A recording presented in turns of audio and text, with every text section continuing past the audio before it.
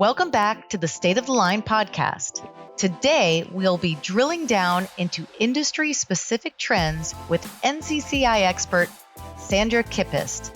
She'll be joining us today to help us deconstruct trends in the construction industry. Sandra, you're the first person to be a repeat guest. Thank you so much and welcome back. Absolutely. It's great to be back, and I'm excited to be talking today about construction. If you happen to have attended our annual Insight Symposium last year, you've already heard me talk a bit about construction trends, and there's certainly a lot to say. There is a lot to talk about, so let's get right into it. Since you were last on this podcast, you and your team had launched a series on ncci.com on this very topic, and it features one-pagers with key insights for selected industries. And we have started with construction. Do I have that right? You do. It's a good one to start with because it's one of the largest sectors, making up about 20% of total premium. And it can be complex because of the inherent risks in construction. So there's strong interest to better understand trends. I imagine so. And with construction being one of the largest sectors, I could see how changes in frequency could impact the workers' compensation system as a whole. So what are we seeing right now frequency-wise? Yeah, so what you said is exactly right. Because it's so large, it has a larger impact on the overall results. NCCI has been reporting on the long-term decline in overall frequency. But now that we're focusing on specific industries, we could dig in and really get a better understanding of the drivers of the overall number. So in construction, frequency has declined nearly 50% faster than the all industry average over the last several years, and that's pretty remarkable. We then segmented the data in different ways to look for patterns. For example, we looked at claim size and found that construction claim frequency decline outpaced the all-year decline across all claim sizes. We also examined results across size of risk or size of business. And again, frequency was declining for all business sizes. However, we did notice that small business construction frequency is higher than large. However, it's decreasing at a faster pace, which is good news. Well, if I could pause right there, when you say small businesses, say more about that. Yeah, so the construction industry is categorized into three subsectors. There's specialty trade, building construction, and heavy and civil engineering. Almost 70% of construction business falls into specialty trade. So think of specialty trade as like your plumbers, electricians, roofers. Around half of the premium in this category comes from small companies. And I just want to be clear. So when I say small, I mean any business with premium less than $50,000. Got it. And I appreciate your providing that context. I would have never guessed that. Well, let's go back to the decline in frequency. And what would you say are some of the contributing factors to this decline? Oh my gosh. So there are many factors that contribute to the decline in frequency, including enhanced safety procedures, but also better training and oversight, increased automation of high-risk work, the age of workers. Christine, even the weather can impact frequency. In general, there's been a focus on safety in the industry, which may be driving this downward trend. One way we see this in practice is that slips or falls and strains are the types of injury with the largest share of claims in construction. And both are declining, although I'll say strains even more so with over a 7% annual decline. Lower back injuries are caused by strains, so it's not surprising that when we segmented results by part of body injured, lower back injuries are declining the most. Sandra, that's really interesting. And so if we think about what you mentioned, there's a number of things contributing to frequency. The one thing I didn't hear you say was the impact of the labor market. How does that factor in?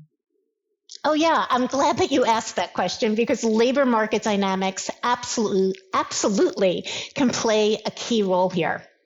So the construction industry experienced an employment gain of almost 3% annually over the last 8 years.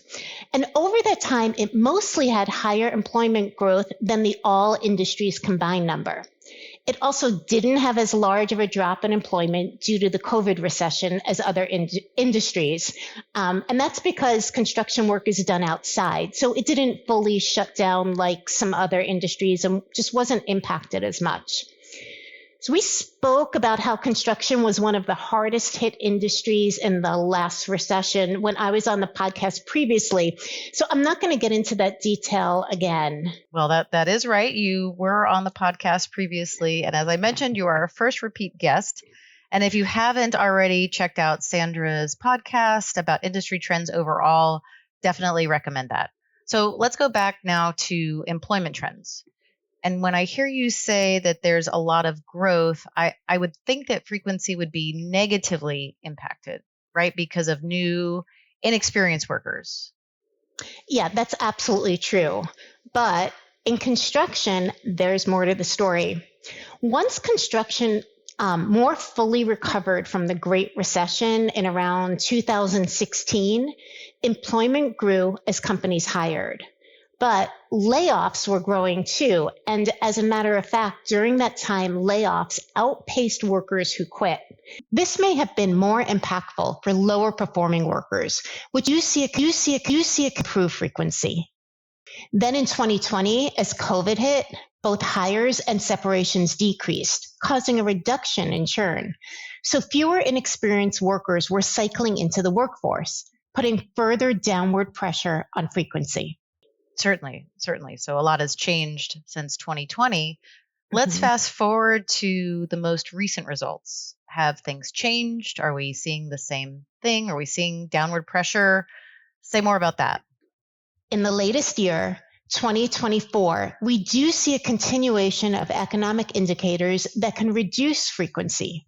So first, the number of new hires decreased, reducing the influx of less experienced workers. Quits also decreased, meaning experienced workers are staying in their roles longer. So those are those workers that otherwise may have left.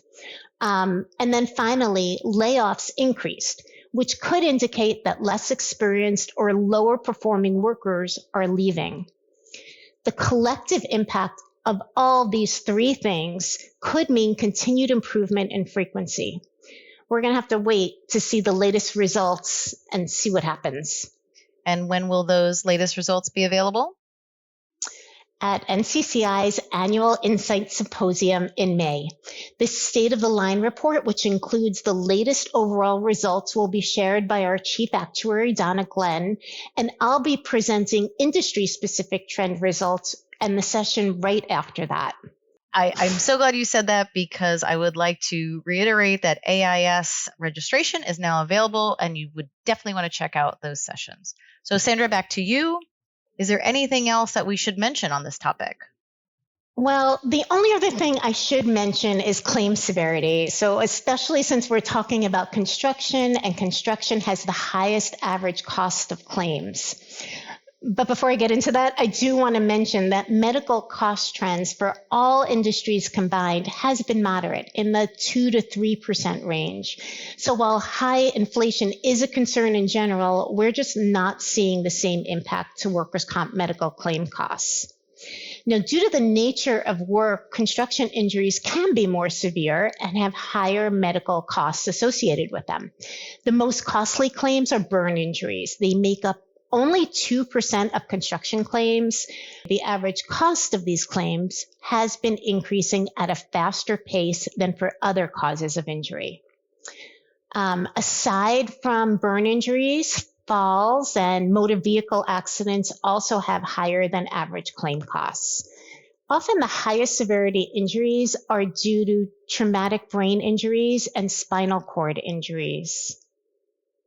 Well, let me just pause for a second because you mentioned motor vehicle accidents. And in fact, we also have a session on motor vehicle accidents at AIS in May. So shameless plugs complete.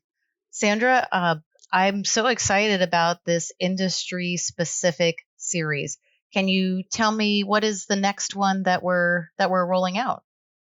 Yeah, our manufacturing one-pager is already available on ncci.com along with other industry drill down content.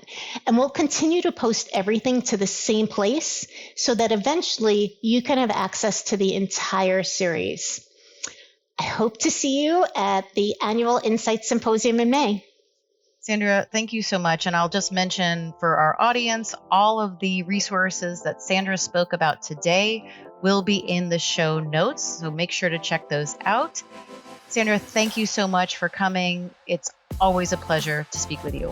Thank you. And if you'd like to reach out to Sandra, please do so at insights@ncci.com. I'm sure she'd love to hear from you. And once again, thanks for joining us. We'll see you next time on the State of the Line podcast. This podcast is the copyrighted material of the National Council on Compensation Insurance, 2025. All rights reserved.